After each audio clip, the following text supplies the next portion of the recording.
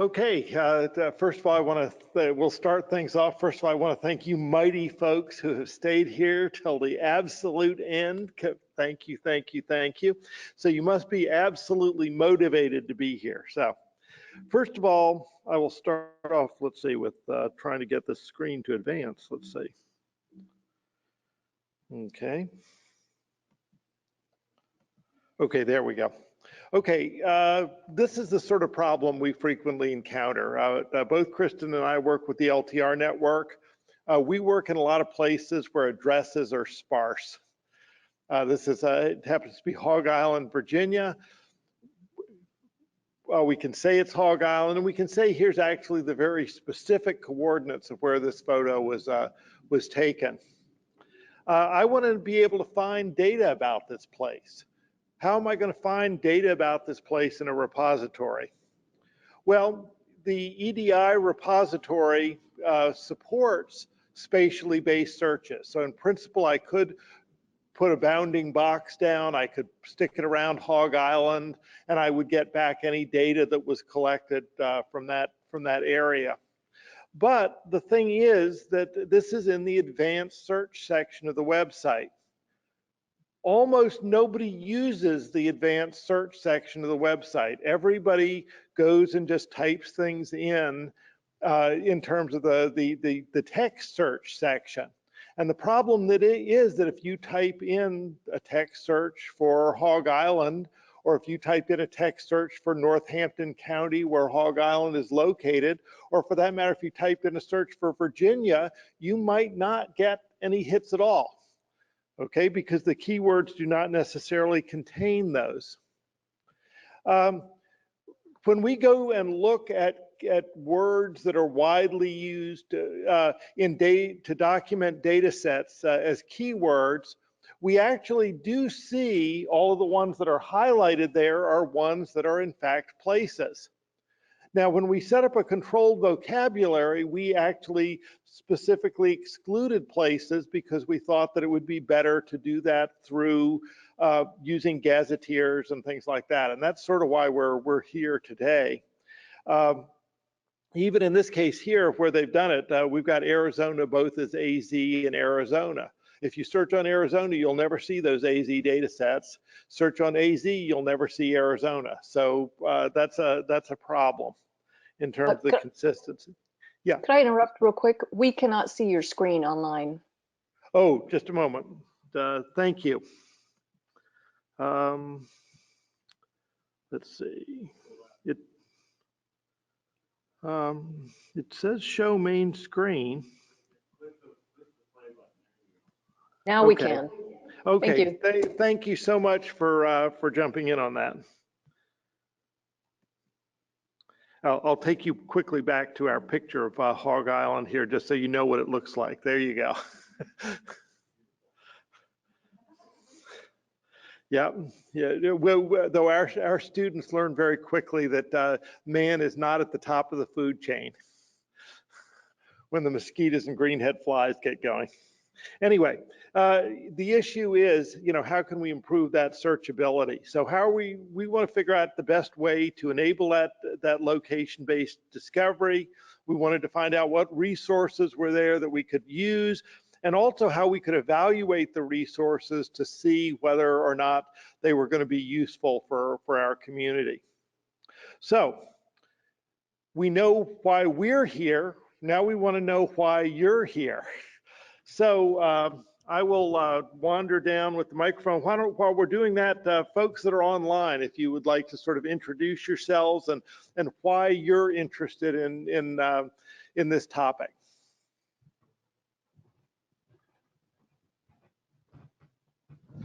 Feel free to go ahead.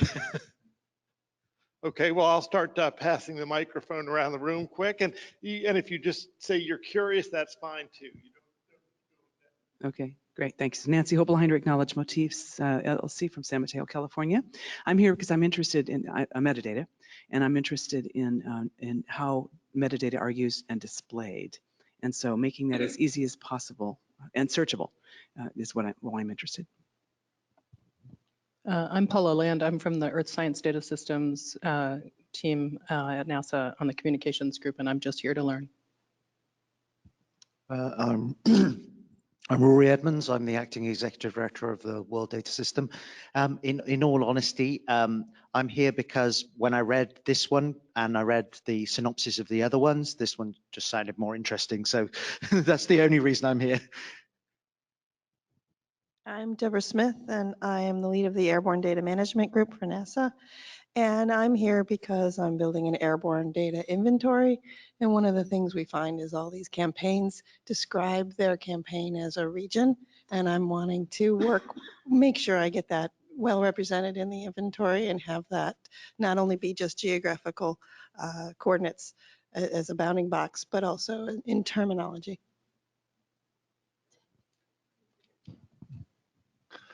I'm here, Ted Haberman from Metadata Game Changers. I'm here for, everybody does spatial searches. And, it was interesting, John, because you said I can make a bounding box. And spatial search mechanisms are still, they're one area where we're still sort of controlled by the shape of computer screens and maps.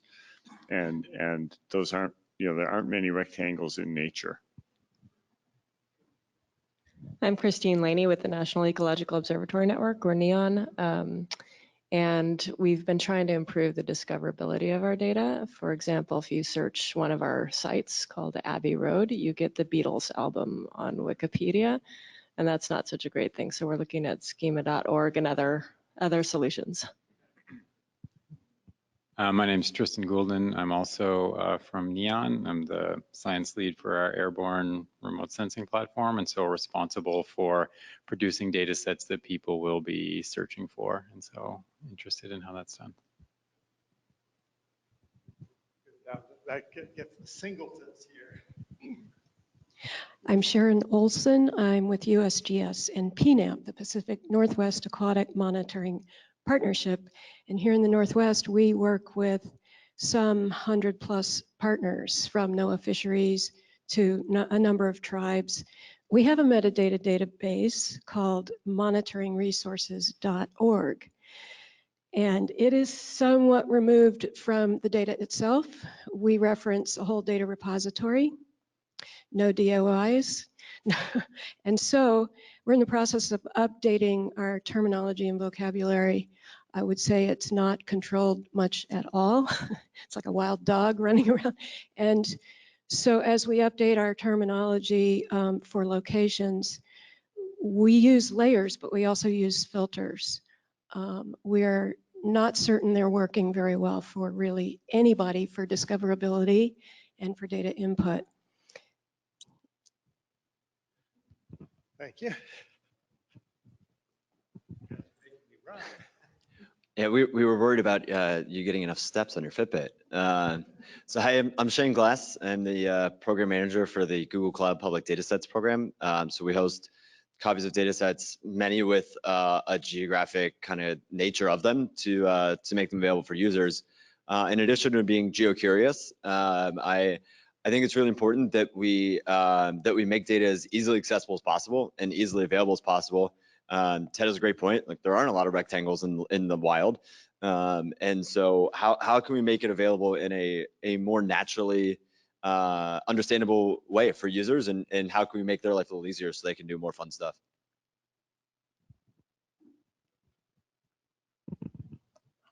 I'm John Ralph from NOAA's National Centers for Environmental Information, and as a data archive, we're always trying to improve our the ability for users to discover our data. And what you already said is pretty much true for us too. Yeah, I think it may be true for a whole bunch. My name is Kuo San Kuo. If you were in the plenary, and you basically know who I am. Sorry? No, jelly beans. All right. So about 10 years ago, I was serving as a scientist advisor to ESDIS, NASA ESDIS. And actually, this is one of our recommendations, to them. In other words, being able to search by places. And at the time, I came up, some of the names, like Great Barrier Reef or Siberia Siberia. I mean, what the heck is it? I mean, how do you, there's no really agreed upon definition of the area, or something maybe even more dynamic, like a boreal forest that may evolve the area, and so on and so forth. So at the time that I thought that most of us, we are not interested in, like many people already said, interested in these square bounding boxes. Actually, they are not square, but anyway, it looks square on the projection. Anyway, and at that time, we also thought about, how to make it easier for people to customize that area. So in other words, say, for example, I painstakingly draw out the area of Great Barrier Reef, but other people may not agree with me, right? So how do I allow, in the system, how do I allow people to easily changing that and so on? And that's why I'm here, because I'm interested in knowing, to verify whether this is similar to what I had in mind about 10 years ago. My name is Mike Riley. I'm the PI for the STARE project. It's under the NASA Access support. And mostly I'm here to learn a little bit more about the problems associated with geographical search, because we're trying to bring together different kinds of data on a high performance tree-based indexing system. Okay, thank you. Yeah, no, one of the things that we went through sort of an experience with in the LTR/EDI Environmental Data Initiative community a couple years ago was going through and creating controlled vocabularies for thematic terms, because it turned out that if we didn't, typically each keyword was used once in one data set, which made the searching maybe a little difficult. Now, we did do some work prior to this meeting. Oh, I thought I'd throw in, this is my Henry comic, which came out, I guess, maybe probably 1992 or so. I always loved it because it actually, we didn't have to pencil in Hog Island, they put in Hog Island, but it also raises some interesting things. Okay, we've got Henry and his buddy trying to go to Hog Island. They go, where is Hog Island? And so at the end there they are looking at a map of the world trying to find Hog Island. These are issues that come up a lot in terms of, the scale, the precision, the uniqueness. How is it, there are probably hundreds of Hog Islands in the world. There's certainly several of them in the mid-Atlantic area, because for some reason people put pigs on islands from time to time. So that's an issue. A name isn't always enough. Like I said, the geographic names are often inconsistently applied in the metadata. In the case of the LTR/EDI data, each of the data sets has what's called a geographic coverage that includes coordinates if there are some available. And with those coordinates, there's some sort of a name, but often it's a local name. It might be plot 25. It's something that's very sort of parochial. For us, probably geocoding probably isn't going to be very useful, because none of our data is at addresses. So we wanted to look at gazetteers. Okay, gazetteers are collections of names associated with that are associated with locations and other information using a standard name.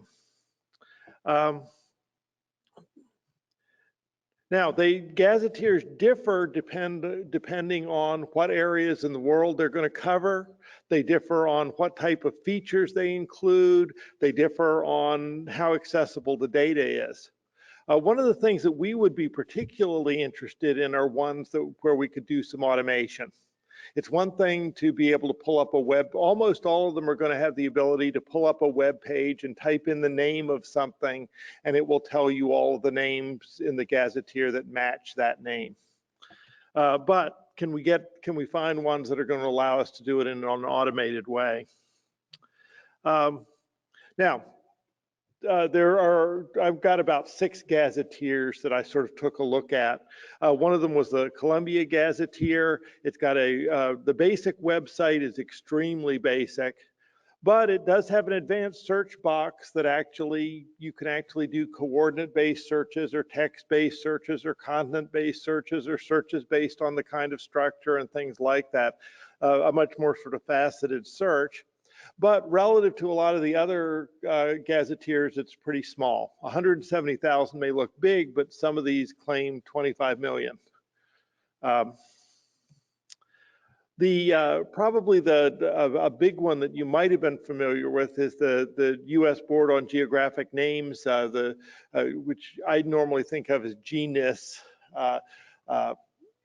This has, again, an online web form where you can type things in, but in terms of other services, basically there's a honking big CSV file that you can download. It also has a separate CSV file for all the Antarctic names. Now, what about the non-US? For that, we have the NGA GeoNet names database. Okay, NGA, National Geospatial Intelligence Agency, I think that's it. And one of the things about it is it's got none of that US data. Why does it have none of that US data? Well, it has none of that US data because they're legally constrained from being able to look at things inside the US because they are intelligence community. So what you end up with is, over 7 million features, 12 million different names. They have a bunch of different GIS web services that are available. They have various additional services using web services, and they've actually got embeddable widgets for web pages. So you can actually have a search box on your web page, but it will only find things outside the US. Just a moment. There we go. There's the Getty Thesaurus of Geographic Names trademark online. They have about 2.5 million records. They are organized hierarchically so that you can sort of browse down through geospace to get there. And they're available in many forms, including web services. They've actually got for if you're into RDF, they have a Sparkle endpoint there. And additional database tables, and basically they just sort of ask acknowledgement is what they require of you. Geonames.org comes from Europe. They claim 25 million names worldwide. They do provide the data in downloadable tables that are typically broken down by country so that you can download a table for a different country.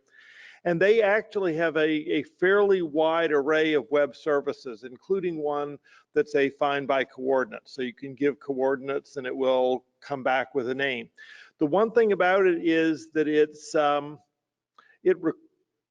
they do limit the query. So basically you're limited to, unless you pay them, you're limited to 1,000 queries an hour, which is probably okay if you're talking about sort of user input, but it's probably not okay if you're talking about somebody that's running a Python program that's going to try to find a bunch of locations. And then finally, we've been talking terrestrially. There's the Gebco Gazetteer of Geographic Names of Undersea Features. For those of you who have wondered where the seamounts are and things like that, that information is available there as well. And there's sort of my little summary table of the characteristics of those gazetteers. The question mark there under Web Service API for the Columbia Gazetteer is that actually, if you look at the URL that the web form generates, it's actually makes sense. So you could use it as a REST-based query, but the thing that would come back would be something that would be human readable, not necessarily machine readable.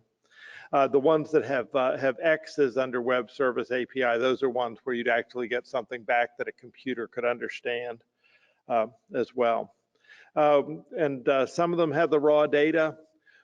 Very few of them actually implement sort of a coordinate search capability. So if you have a specific research location and you want to find out what name should be associated with that, you're going to have to download the data and do it yourself.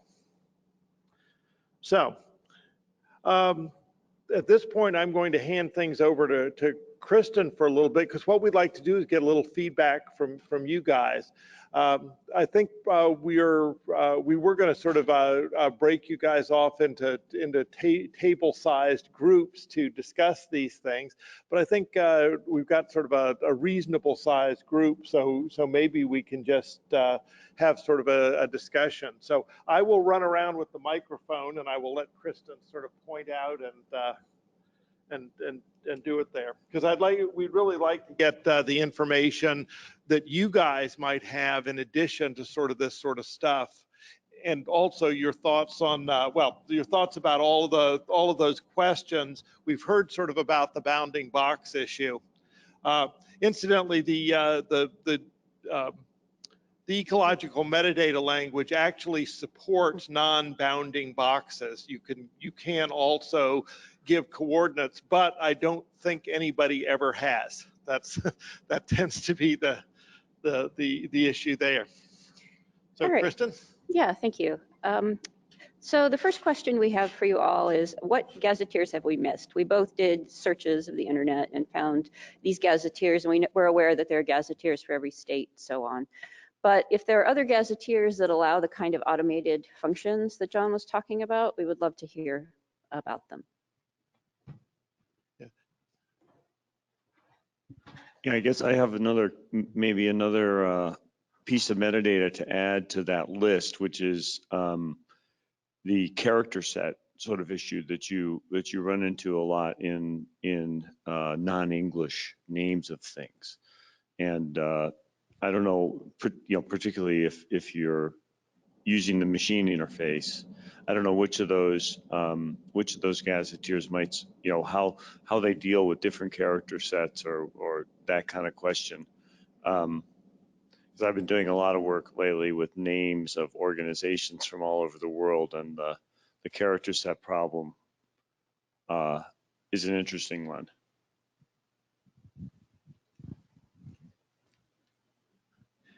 Any other? You had also mentioned something the other day, something scope. Well, there was another way of sort of search. Okay, his claim is he only remembers things for 1 day. It's a little bit of a different approach, the geohash idea, or the geohash technique, which is basically replacing latitude and longitude with a string that has the resolution of it depends on the length of the string. So it's sort of like, what Guo was talking about with sort of quad tree kind of thing, but and it's also used by Data One. Yeah, basically sort of the national grid sort of approach. I think that's one of the tools that use that. These are ones of where what happens is if you give something that's five characters long, then you understand it to be or if you give something that's 3 characters long, then you understand that 6 characters long, you understand that the first 3 characters are going to refer to the X coordinate, the next 3 characters are going to refer to the Y coordinate in some sort of a grid system, and that it's going to be really, really approximate, because with 3 characters, you can't get very specific. It's the same as the number of digits in a coordinate for a quad tree cell. A geohash gets longer. As it gets longer, the resolution goes up, and so 1 character, is very, big picture. But you can have any number of characters. Yeah, and basically the idea is that when you see one of those strings, it's usually going to be an even number of characters, and the halfway point will define whether, nope, not always even number of characters, because the ones I'm used to do, but anyway. Okay.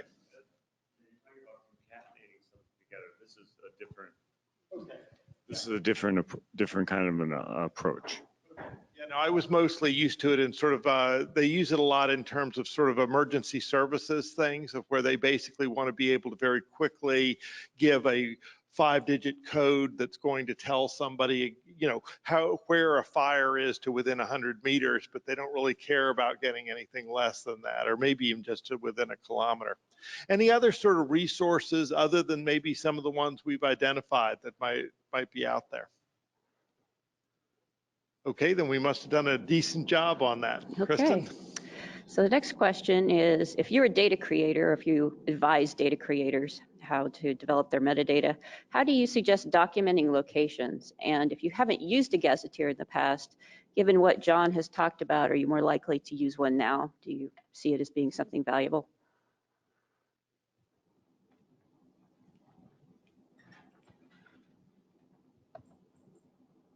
Yeah, at NCEI, well, at the piece of NCEI, which I previously worked for before it was NCEI, we documented only ocean locations. So we had, you know, a vocabulary that wasn't a gazetteer, but we had a vocabulary documenting locations in the ocean, sea names.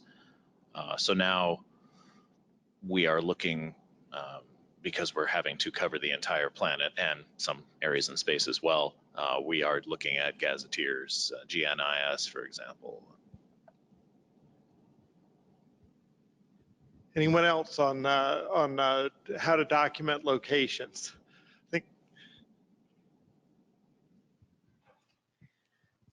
So we create our own little metadata database of locations, and the users document their locations two different ways. One is they can upload a CSV file, or we have an API interface if they have, say, more than 80 to 500 locations. And these are locations where they have planned to do data collection, or they're modifying what they did in the field.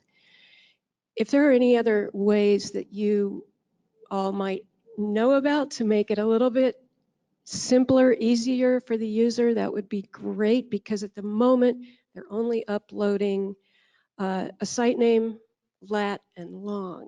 So we're not adding attributes to that site. Yeah, actually, that mirrors a lot what we do at my research site, because what we do is we have a list of named locations that basically has a bounding box, which might be a point. If the bounding box is sort of infinitely small, it's just a point. And then what we do is if in fact a name already exists that represents that place, we will just use that to add the coordinates. Otherwise, somebody can create a new location on the fly. But as a result, the naming of the locations is all over the place. You know, in some cases, this is, you know, well number 6. We do have places where you can put additional information on what habitat it might be in and things like that, but those are often not filled out, and they may be controversial, because to tell you the truth, just because one person thinks it's a salt marsh doesn't mean somebody else thinks it is. Or the area may be large enough that it actually incorporates a number of different habitats. Any other sort of experiences? Yeah.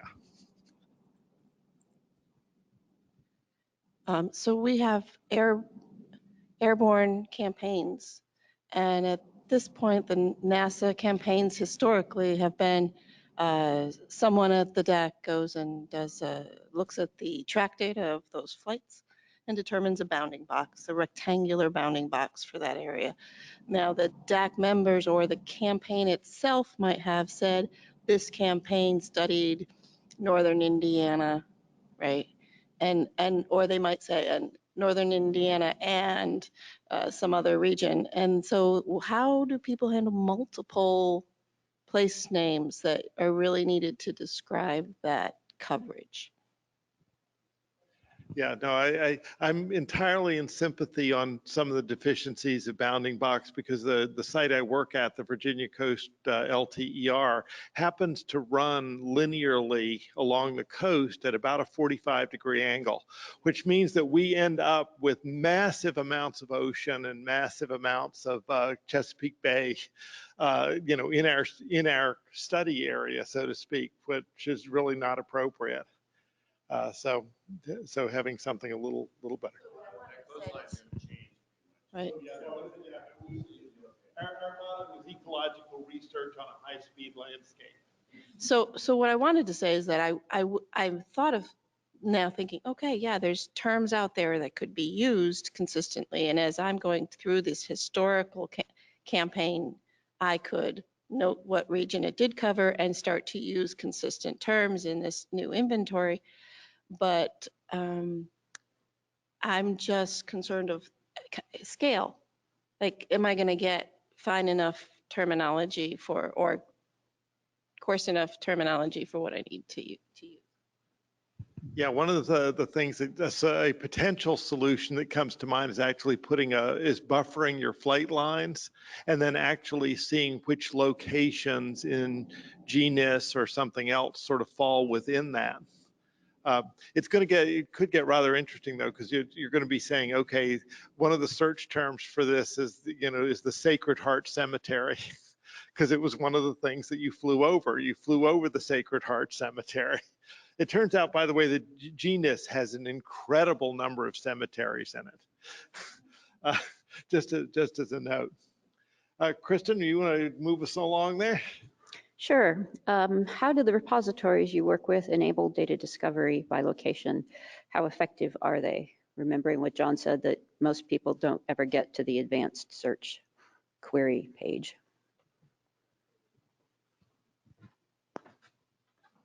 Nope.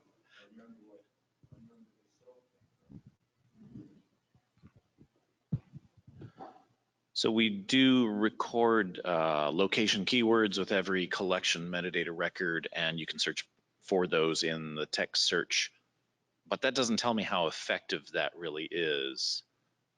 So judging how effective that capability is very difficult. And I don't have a good answer for that. Yeah, one of the things I was wondering about also is is sort of the hierarchy also in terms of spatial, because you know, if you're talking about addresses, when you're reading addresses, the post office always starts at the bottom. They always start off with, what's the state? Okay, well, once they've gotten into the state, well, what's the city? Then they worry about what the street is. And so that sort of search thing might also be sort of relevant to people searching for data, but they need sort of a way to sort of traverse that hierarchy, ideally. Let's see. So one of the things we've tried to do in our search interface is use faceting like Amazon does when you're searching for a product, so that you can see all of the brands of dishwashers that are available and then choose those. So theoretically, in the same way you would see, if you did a search, you would see all of the locations that applied to those data that match so far, and you could theoretically narrow down your search by choosing the appropriate location facet. Okay, any other comments on sort of search interfaces you've used? And Ted, you had said you'd finally remembered the. I'm waiting in the text message space for an answer. Okay, but we will wait with bated breath. Okay, do you yourselves prefer to search by coordinates or by named places or within a bounding box? What do you feel is the most useful approach?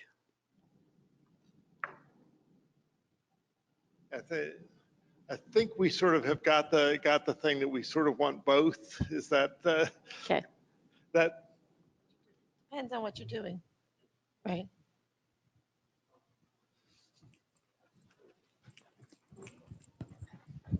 even more useful search will be for a researcher, for a earth science research, geoscience researcher, even more useful search is search by phenomenon, by event.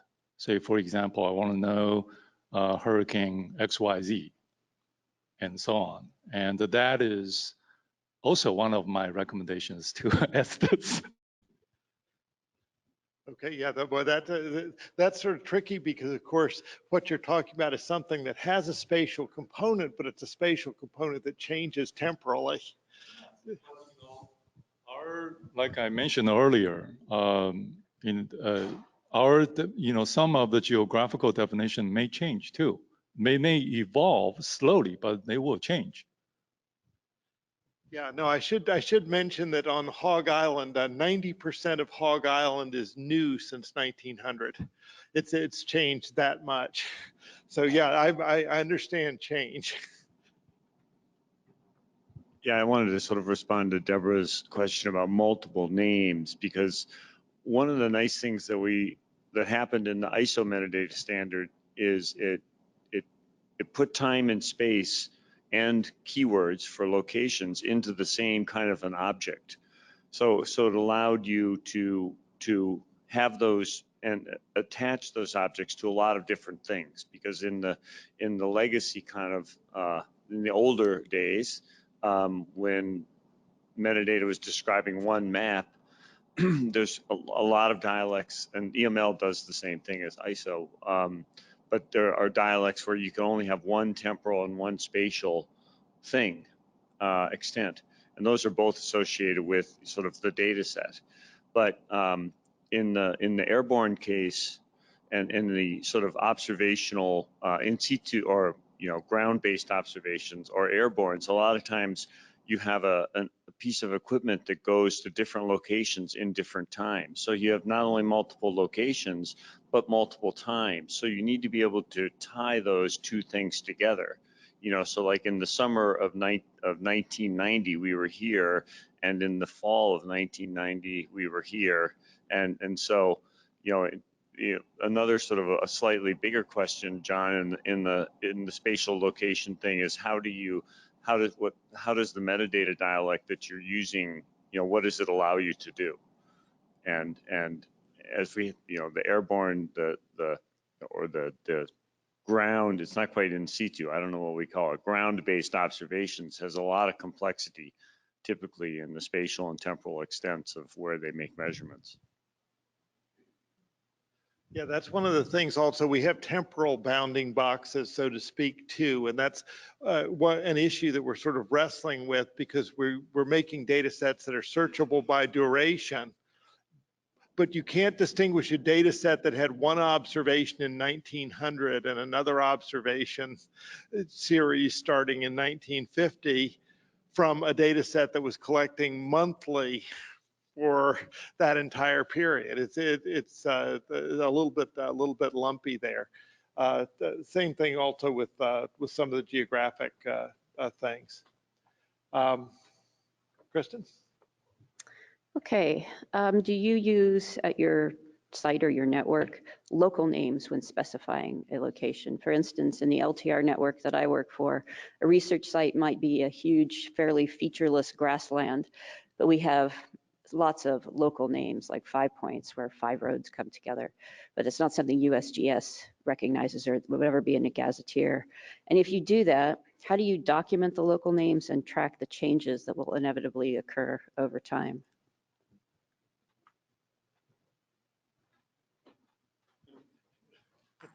And by the way, Kristen, also, you can also give us some answers. Yeah, I'm sure she has some, but yeah, this is also a similar problem with things that change as a function of time and the documentation of using events. So sort of what Kuo was talking about, looking for certain kinds of storms that have spatial and temporal extent. So you want to have a space at a time together in your search, or if you're going to define that as a name of a storm like Barry or something like that, then the event database also has to have, it's like a gazetteer of events that would have spatial and temporal extent, which could be interesting. Other thoughts on local names? Kristen, you want to tell us how do you actually manage that at your site? Well, at the site that was the large grassland, we had a database actually where I kept track of what names were for the various places. But even with that, and even with describing, you know, with the extent, there would inevitably be something that would appear in the metadata that would be like the eastern edge of the Savannah site with, you know, still the same coordinates as the whole Savannah site. So I think it's a real challenge. What do you do at your site, John? We do something similar to the extent that we have a database of named locations. And we, again, don't make any sort of, we don't make any attempt to organize them with respect to the fact that we could have exactly the same coordinates for two different named sites, because we don't sort of police that. Maybe we should, but you know, well, the big thing is what we really are trying to get from the researchers are the coordinates and some way to find the coordinates in a list if we want to reuse them. That's a very low end way to do it. Probably not the best way. And that's one of the things we want to look at, is maybe whether we should be also sort of using the gazetteers to help us out with names that anybody else would look for. Because that's the problem with the local names, is nobody in the world would ever type them into a search box except another one of your researchers.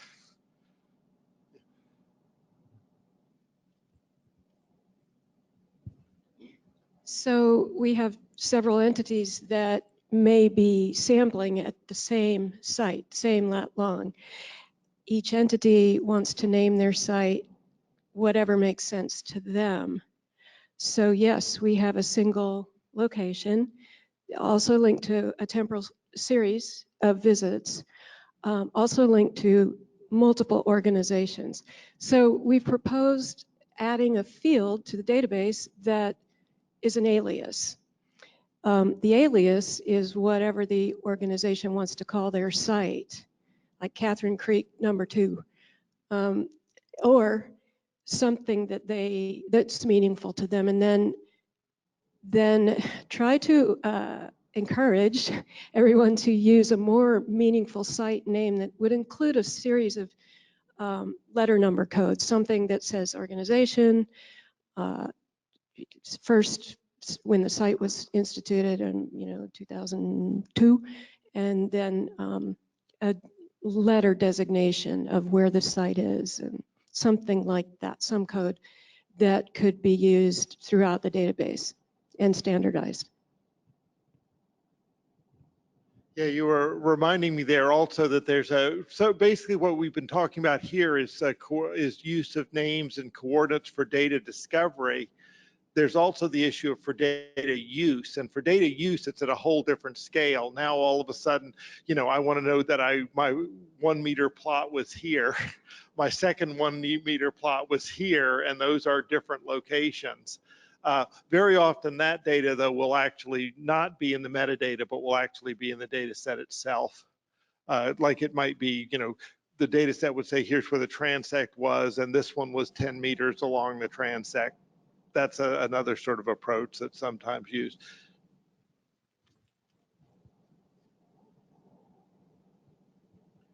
Which reminds me of one approach we've used in the past is actually extract those locations from the data. And if it's not just a grid that covers completely covers an area, we can say map a track line and use that as a preview graphic to help people locate the data visually. Yeah, sometimes we might also take those data sets and actually extract a bounding box from them. Guilty.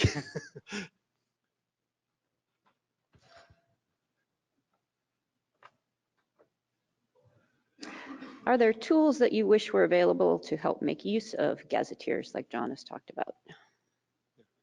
Yeah, what's your dream system out there? What would make working with locations and location data both at sort of the provider and the searching end easier for you? I saw a hand there.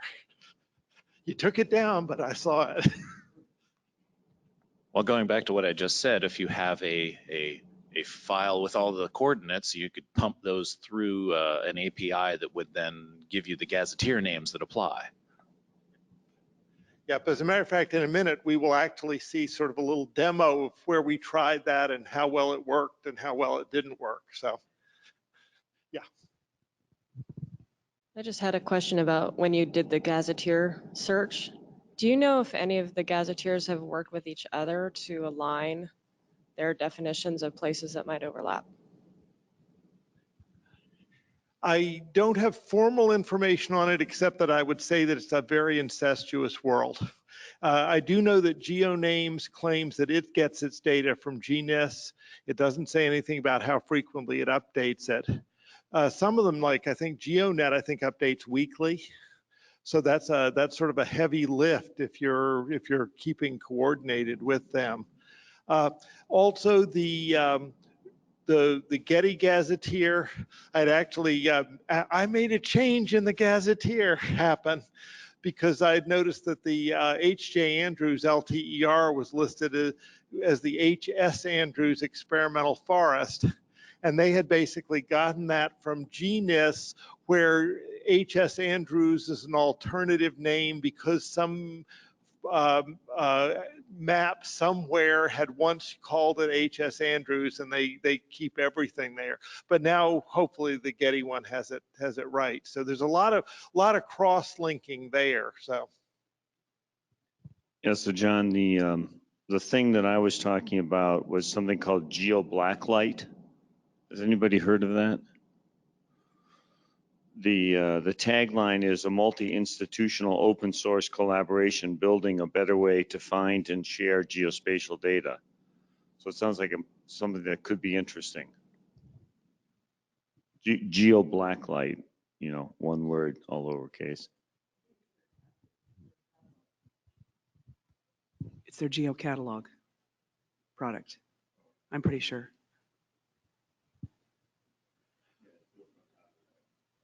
okay, we've asked a lot of questions. Now it's your chance.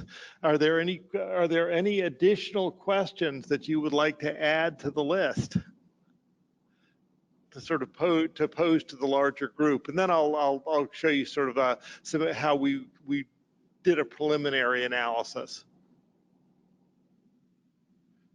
Okay.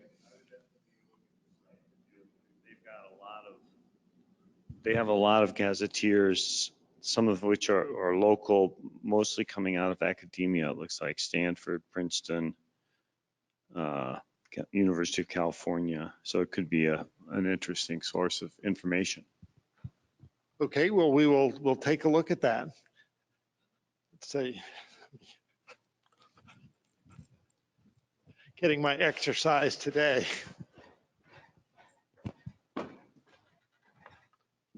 Okay, thank you very much for sort of the discussion there.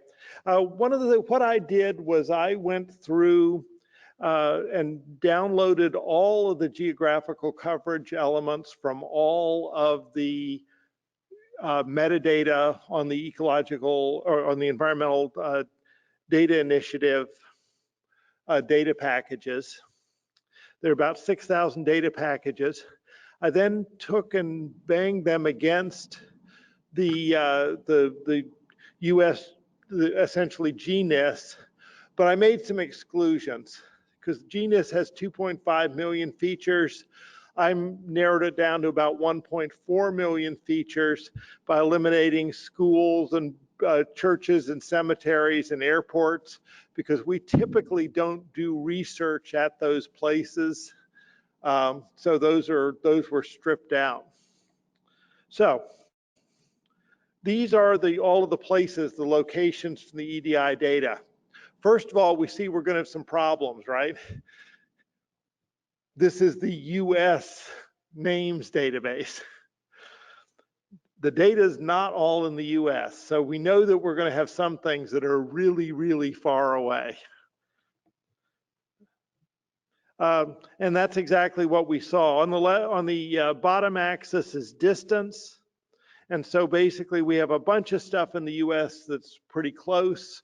And then we have, as we get further away, the distances get longer. But interestingly enough, the median distance, half the data that was in EDI was within 0.6 of a kilometer of a named location. And that's including all the European ones. Of course, the median is the halfway point. So anyway, yeah, and that's definitely not normally distributed data. The mean and the median are crazy far apart. If we look just at features that are within 5 kilometers, so I truncated off all of the stuff that was more than 5 kilometers away, what we see now is that we have a lot of points that are actually pretty darn close to something, some named location. And then it sort of tails off there. But the halfway point, the median there is 0.4 of a kilometer. 400 meters is what you might think of as the typical distance between something that was in genus and our locations. Now, this number, I will note, is probably a little bit biased because if we look at the kinds of features, I'll get back to that in a second. It turns out that there's one data set in the EDI repository that is just crazy big in terms of how many locations it has. Out of the 17,000 locations, one data set accounts for 4,000 of them, and there's a couple of other data sets that account for about 2,000 each. And these are typically data sets that relate to lakes. So along the bottom axis here, what we have are the different types of things that the genus indexes, and lakes were the big hit. And if we sort of eliminate those big EDI data sets, lakes are still a big deal. But streams are the other sort of the second tallest one there. So lakes and streams, hydrography tends to be sort of really important in terms of the sorts of features that we found. Now, I broke it down also by the different LTER sites. The one that's sort of interesting is there's one about maybe the 5th or 6th over that's just a little line. There's no variability whatsoever. That's the Cedar Creek LTR site, and they do experimental research essentially in one field. So everything is the same distance away. But we see that for some of the sites, there's quite, it's a relatively narrow that it's relatively narrow as to just how far they are from a site. Other sites have that perhaps have a larger spatial extents tend to be more variable. So it's not going to be sort of equally useful across all sites. Ted, you got a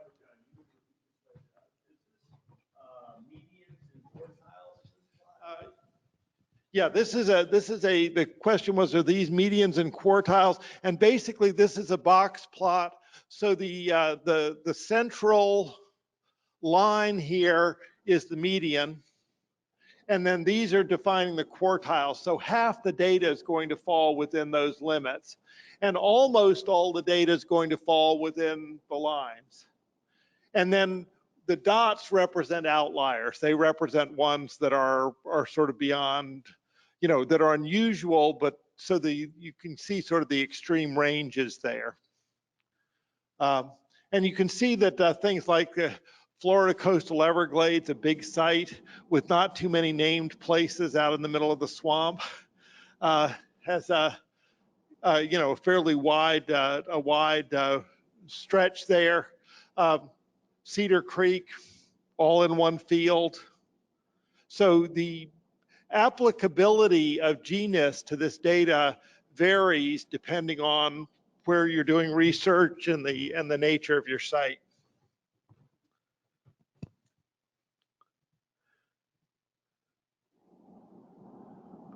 Now, let's look at how distance matters when it comes to actually matching up. What I did was, first of all, I looked at places that were really, really super close. Okay, 0.01 kilometers is 10 meters. And only about 5% of the points were that close. Not surprising. I mean, that's pretty much what you call an exact hit. But what we see is that if we're that close, we've got a tremendous correspondence of the names. Basically, the name that genus called it is pretty much the name that we called it, if we called it any name at all. So lots of the things that you see in white, as a matter of fact, all the things you see in white are where they named a lake something like 21422. Okay, that's not a name. They didn't name it, but we could actually give them the name for that lake now. And sorry about the little bees in front of it there. That was sort of a Python thing, and I didn't mess with it. But anyway, so basically, if the distances are really short, the correspondences are essentially exact. If we go out to 500 meters, now we've accounted for almost half the data points. And now we see that we've got, we were also down to about a 50% hit rate, in the sense that the name that we gave it and the name that genus gave it are only the same about 50% of the time. You know, like for instance, you know, one of them's got Lake, EDI said it was Lake Winnebago, and genus said it was the name of an island that happens to be in that lake, because that was the closest named point there. There are some of them that are, of course, things like unnamed lake. Well, that's, we probably, again, are doing better there, but I tried to be a little conservative on this. So at 500 meters, we've accounted for about half the points, and we're doing a reasonable job. If we go out to 1 kilometer, at this point we've added some another about 20 points, 20 percentage points for the data, but now it's really getting sketchy. I mean, you would not want to necessarily use an automated tool and start accepting everything within 1 kilometer. I'd argue that sort of, so it's probably the sweet spot is somewhere between 0 and 500 meters, or maybe slightly higher. I did fairly coarse categories here. But one of the questions would be, if you were going to be using this to geocode it, is it adequate to go through and just do it by you know, just do it automatically, or is it something that the list should be presented to somebody to actually say yes or no, you know, a semi-automated way if those are inspected?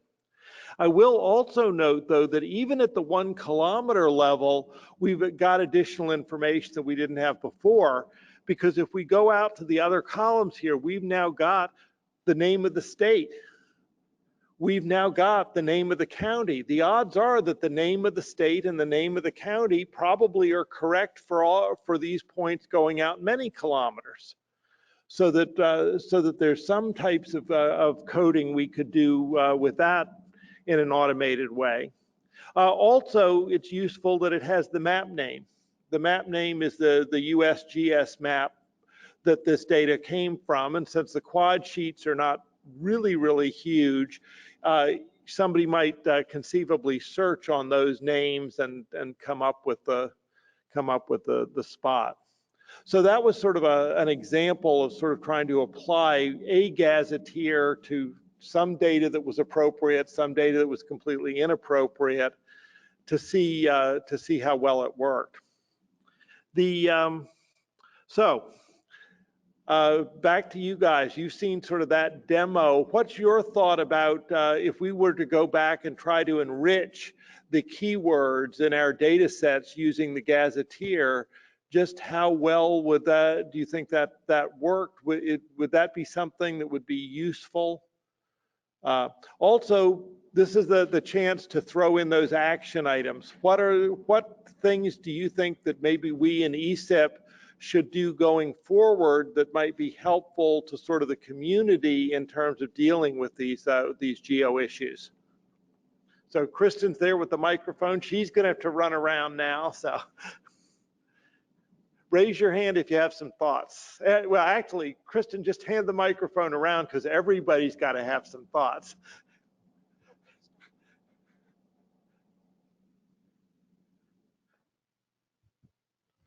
Yeah, I think this is going to depend on how people intend to use the service in the first place. So if you're getting it as an initial service where people say, hey, I think this will work. I have this idea about this geography or this kind of place, then you'll want something that is very rich and very easy to search. But if it's something that people say, I'm further down the analysis process, I have a pretty good idea of what I'm looking for, you can be a little less refined in that. You can focus effort somewhere else.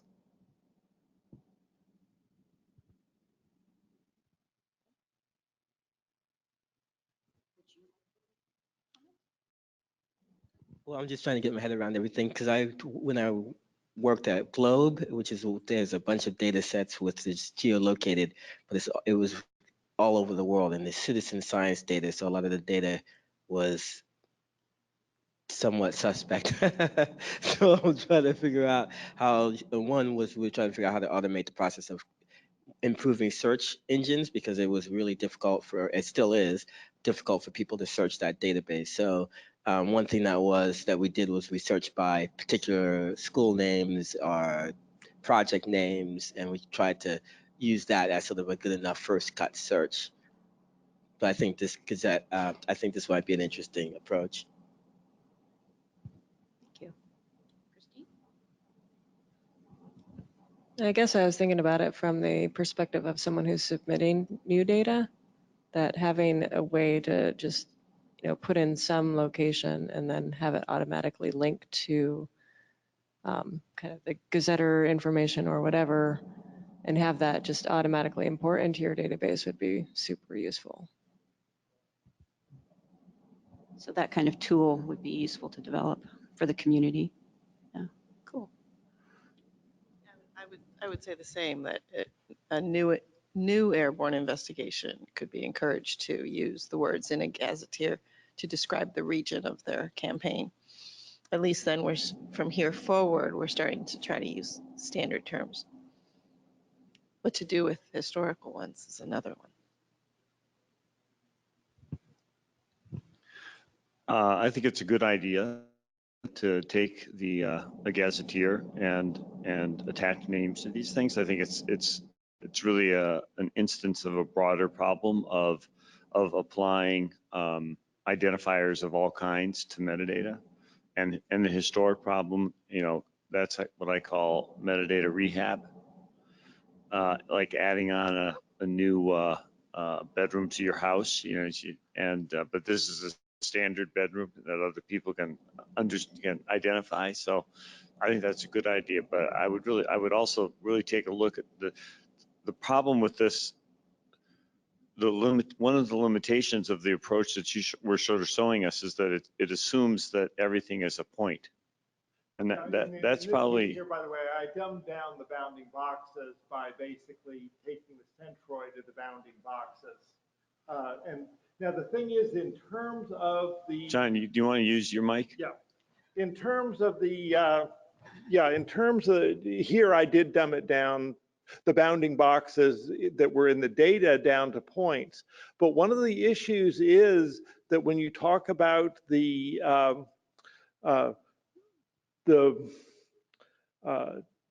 gazetteers, is for the most part, points is what they do. Yeah. I mean, gazetteers do not typically give bounding boxes. They typically give a location. And very often what it is it's the location of where that name showed up on some particular map. I mean, it's a place that says put label here. Yeah, well, the geohash thing, which, there was one of your questions that was in the list, so what would you recommend if someone asked you about doing geolocations?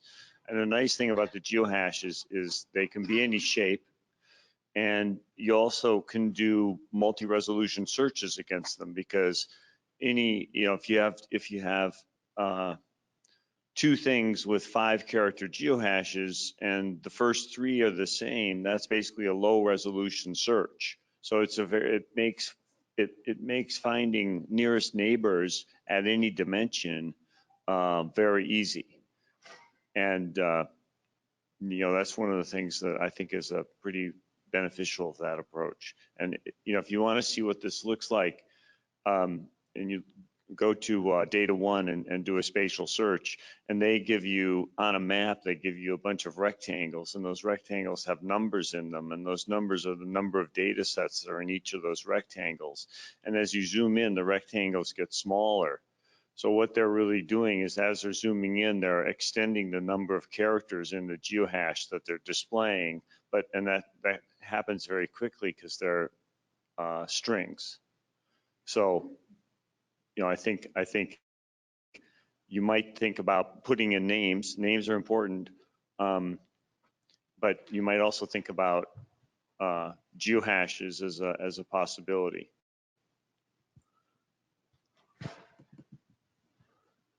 I was just going to pull up the data 1 search just so people, because I had meant to actually include that in the presentation, but I got distracted and left it out. There will be a brief pause while I go through the 3 levels that I have to go through to get to the data search.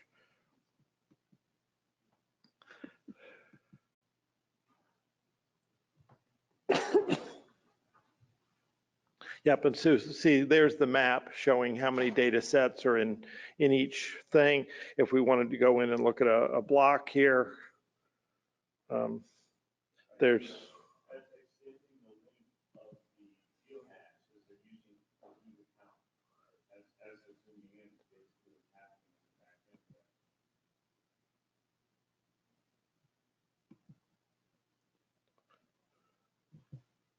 and so forth. So that's another way of sort of enabling the search. Now, this doesn't require anything more than having the coordinates and a way of converting them into a geohash in the data. So this is, again, sort of a coordinate based. It's just a little more sophisticated than the draw a bounding box and do it there.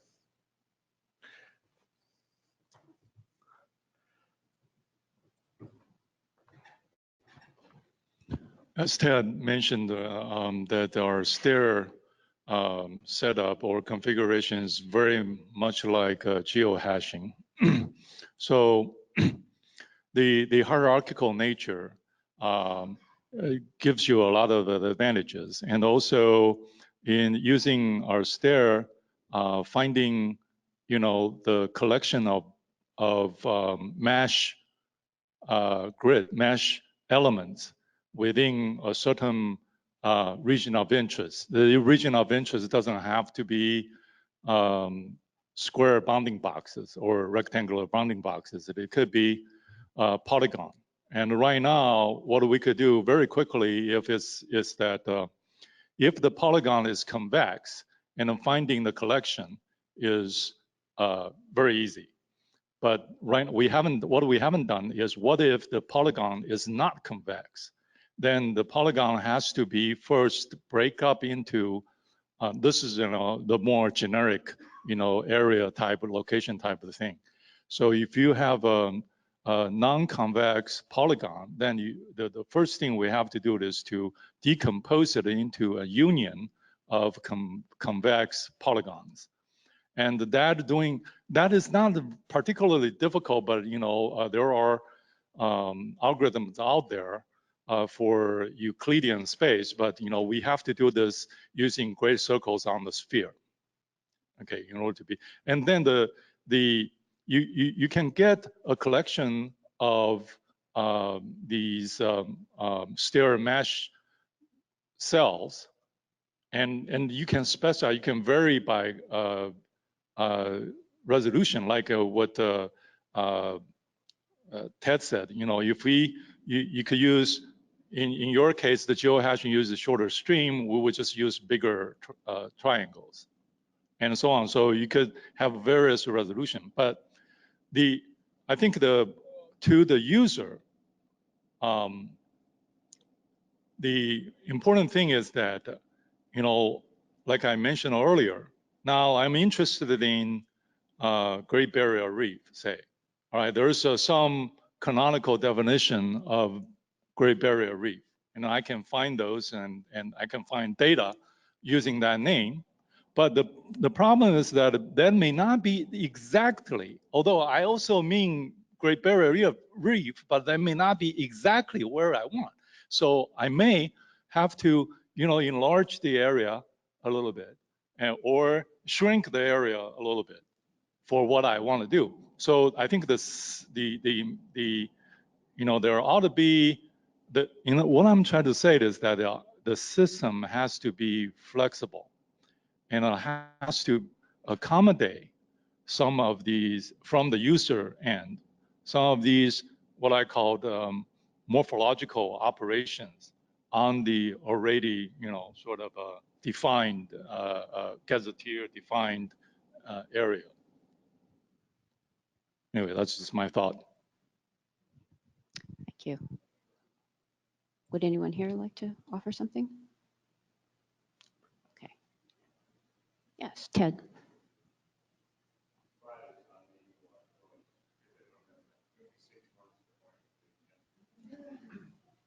But Quo just used a very interesting word in his sentence, which was user.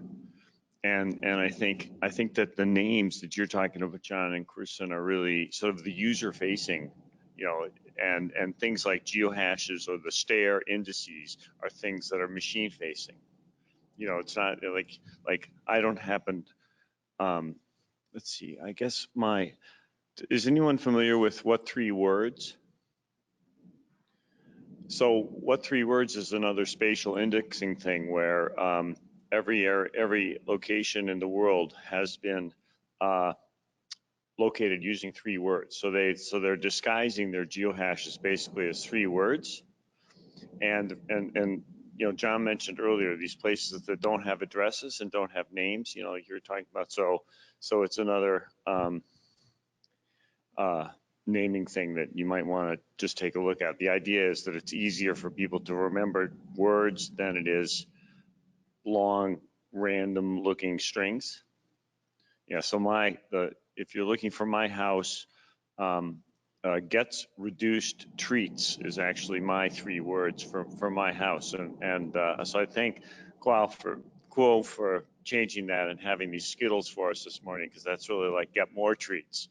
So anyway. So that's a project where the user goes and chooses an area and applies three words to it? Scott, is it Scott Ramage, who used to work at USGS, used to work at OGC, left to form this project. But yeah, the idea is that in places where there are no addresses, and you can remember those three words maybe more easily. Yeah. So what three words, I think, is what it's called. Something like Farmer's Corner, Rupert, something like that. Oh, I see. Okay, got it.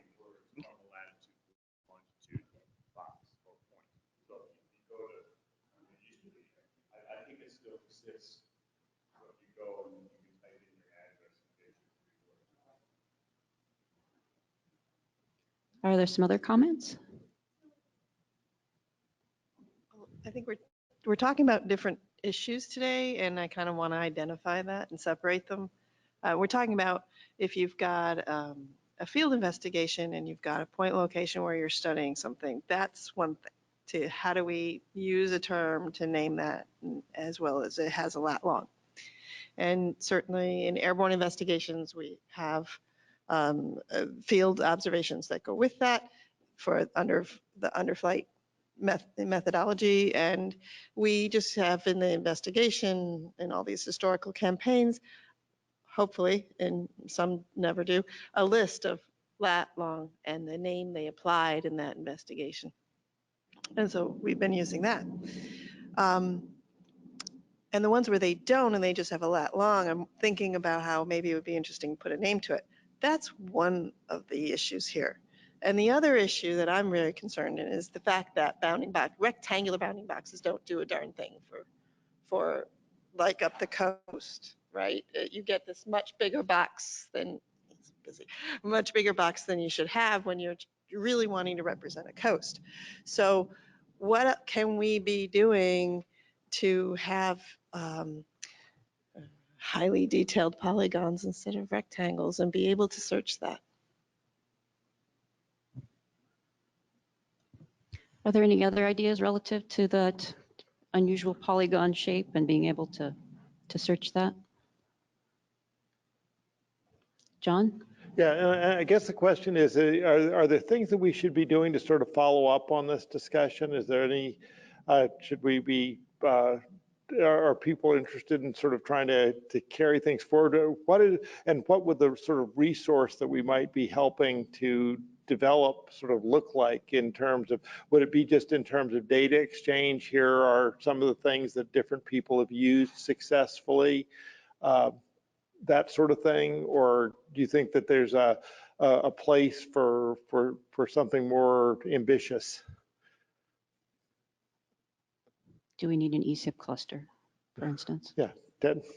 Yeah, I think if we were going to put it in a cluster, I'm completely open-minded and unbiased, but I would recommend the documentation cluster because it's sort of looking for something new to do. And I think we might start doing some of the fair metadata stuff in that cluster. And I think having some demonstrations like sort of this, how does data one do this thing that we just saw, which I think is sort of cool, might be pretty useful. I would say the documentation cluster would be a good home for that. Rather than a spatial search cluster seems a little too fine-grained for me. Thank you. Okay. Okay, well, thank you very, very much for that suggestion. And unless somebody else has a final comment, we will let you go and relax a little bit before lunch and get ready for the travels of the day. And oh, excuse me. Well, excuse me. Yes, go. Okay, go. Sorry about that, but. First of all, you should definitely go to the other session and then you can worry about it. But nonetheless, thank you very much for staying here on the last day of the meeting when so many others have fallen by the wayside.